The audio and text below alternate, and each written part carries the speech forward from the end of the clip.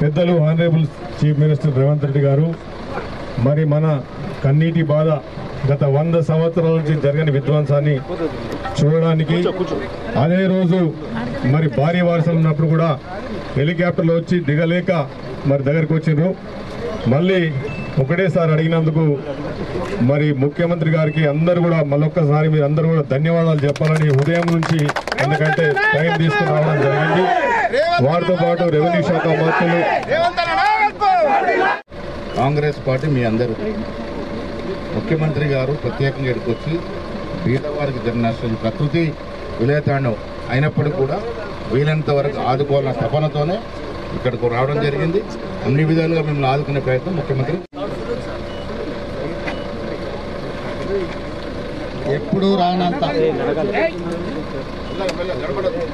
దాదాపుగా మన దగ్గర ఉన్న సమాచారం ప్రకారము ఈ 100 సంవత్సరాలల్లో ఇంత అధిక వర్షం ఎప్పుడు రాలే. ఈ సందర్భంలో ప్రభుత్వం చేయగలిగిన సహకారమే కాదు, మీ స్థానిక శాసనసభ్యుడు మిత్రుడు మదన్ మోహన్ రావు గారు మీ కష్టం ఉన్నన్ని రోజులు మీతోనే ఉండి రాత్రి పగళ్ళు పనిచేసి మిమ్మల్ని ప్రాణ నష్టము ఆస్తి నష్టం జరగకుండా మీకు ఒక మనోధైర్యాన్ని ఇచ్చి వారు మిమ్మల్ని కాపాడుకున్నారు. వారు నాకు తెలియజేసిన వెంబడే నేను, ఉత్తమ్ కుమార్ రెడ్డి గారు, మహేష్ గౌడ్ గారు మేమందరం కామారెడ్డికి రావాలని బయలుదేరాం.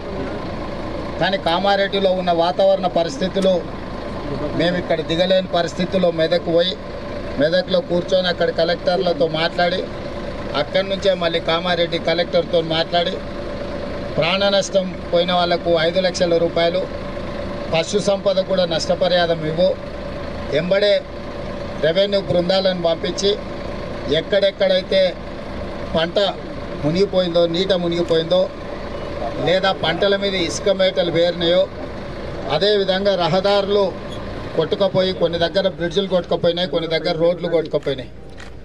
ఇవే కాకుండా ఇరిగేషన్, మైనర్ ఇరిగేషను, మేజర్ ఇరిగేషన్కి సంబంధించిన ప్రాజెక్టులు కూడా దెబ్బతిన్నాయి. కానీ 100 సంవత్సరాల క్రితం కట్టిన పోచారం ప్రాజెక్టు ఈరోజు మిమ్మల్ని అందరినీ కాపాడింది. అక్కడ కూడా కొంత, అక్కడ ఉన్న వ్యవస్థ కూడా కొంత దెబ్బతిన్నది. తక్షణమే తాత్కాలికంగా ఇవన్నీ కూడా రిపేర్లు చేయడం జరిగింది. కానీ ఇది ఎల్లారెడ్డి శాసనసభ నియోజకవర్గంలో జరిగిన నష్టానికి తాత్కాలిక రిపేర్లు సరిపోవు. అందుకే ఈరోజు ప్రత్యక్షంగా చూడడానికి రెవెన్యూ మంత్రి గారు, సీతక్క గారు, శాసనసభ్యులు, పిసిసి అధ్యక్షుడు, అధికారుల బృందాన్ని, షబీర్ అలీ గారిని అందరినీ తీసుకొని ఈరోజు ఇక్కడికి ఎందుకు వచ్చినాం అంటే ప్రత్యక్షంగా మేము కళ్ళతో చూస్తే మీకు వచ్చిన కష్టం, మీకు జరిగిన నష్టం ఒక అవగాహన వస్తే మిమ్మల్ని ఆదుకోవాలనేదే ప్రధానమైన ఆలోచన. ఈరోజు ఆడ లంబాడి సోదరిమణులు భూమి పోయి, ఇండ్లు పోయి, అసలు పూర్తిగా సర్వం కోల్పోయిన నిరాశ్రయులుగా నిలబడే పరిస్థితి వచ్చింది. అందుకే అధికారులకు, ముఖ్యంగా కలెక్టర్లకు, ఇరిగేషన్ అధికారులకు, R&B అండ్ పంచాయతీరాజ్ అధికారులకు, వ్యవసాయ శాఖ అధికారులు అందరికీ కూడా నేను సూచన చేసిన, శాశ్వతంగా ఈ సమస్యల పరిష్కారం కోసం అంచనాలను ప్రిపేర్ చేయండి. ఇసుక మేటలకు కూడా ప్రత్యేకంగా నిధులు ఇచ్చి మళ్ళీ వ్యవసాయ యోగ్యం అయ్యేటట్టుగా వాళ్లకు నిధులు ఇచ్చేటట్టు, మునిగిపోయిన పంటకు నష్టపరిహారం కూడా ఇచ్చేటట్టు, కొట్టుకుపోయిన రోడ్లు, ప్రాజెక్టులను కూడా మళ్ళీ తిరిగి నిర్మించడానికి ఈరోజు అన్ని నిర్ణయాలు తీసుకుంటున్నాం.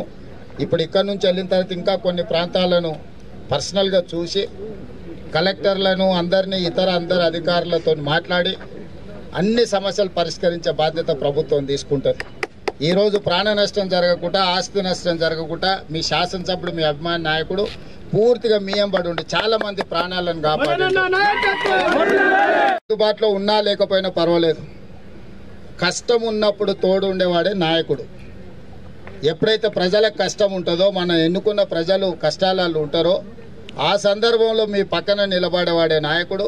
మీ ఎమ్మెల్యే గారు మీకు అందుబాటులో నిలబడి మీకు కావాల్సిన సహాయ సహకారం అందించడమే కాకుండా ఈరోజు ప్రభుత్వం మొత్తాన్ని ఎల్లారెడ్డి శాసనసభ నియోజకవర్గానికి తీసుకొచ్చిండు. ప్రభుత్వంలో ఉండే ముఖ్యమంత్రిని, సీతక్కను, రెవెన్యూ మంత్రిని, పిసిసి అధ్యక్షుడిని, అందరిని కూడా మీ దగ్గరికి తెచ్చిండంటే మీ ప్రాంతము మీ ప్రజలకు వచ్చిన కష్టము నష్టాన్ని ఈరోజు సరిదిద్దడానికి ప్రాణాలు కూడా కొంతమంది అంటే చాలా వరకు ఎస్డిఆర్ఎఫ్ ఈ అన్ని సంస్థలతో సమన్వయం చేసి చాలామంది ప్రాణాలను కాపాడిండు. కామారెడ్డి జిల్లాలో 2 ప్రాణాలు పోయినట్టున్నారు, మొత్తం 5 మంది చనిపోయినట్టున్నారు టోటల్గా. ఆ కుటుంబాలను కూడా మేము ఆదుకుంటాం. నా సూచన ఒక్కటే, కార్యకర్తలందరికీ కూడా కష్టాలలో ఉన్నప్పుడు ప్రజలకు అండగా నిలబడండి. ప్రజలు అదే గుర్తుపెట్టుకుంటారు. అంతా బాగున్నప్పుడు పండగకి చుట్ట పెట్టుకోరు. కష్టాలు ఇప్పుడు ప్రజలు కష్టాలలో ఉన్నారు. ప్రభుత్వం వైపు నుంచి కూడా ఏం సహకారం అందించాలనో గ్రామాల వరకు మీరు నివేదికలు తయారు చేసుకోండి.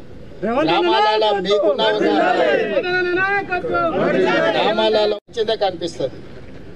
మీ గ్రామాలలో జరిగిన నష్టాన్ని కూడా అధికారులను తీసుకెళ్లి క్షేత్రస్థాయిలో అంచనాలు వేయించండి. అంచనాలు వేయకుండా మనం వాటిని పరిష్కరించలేము. అందుకే వీడికి వచ్చిన స్థానిక నాయకత్వానికి నా సూచన ఒకటే, మీ గ్రామాలలో జరిగిన శాశ్వతమైన నష్టాన్ని అంచనా వేయించండి. వాటన్నిటిని రిపేర్ చేసి వాటిని బాగు చేయించి మిమ్మల్ని ఆదుకునే బాధ్యత ఈ ప్రభుత్వం తీసుకుంటుంది. ప్రభుత్వం మీకు అండగా ఉంటుందని తెలియజేయడానికి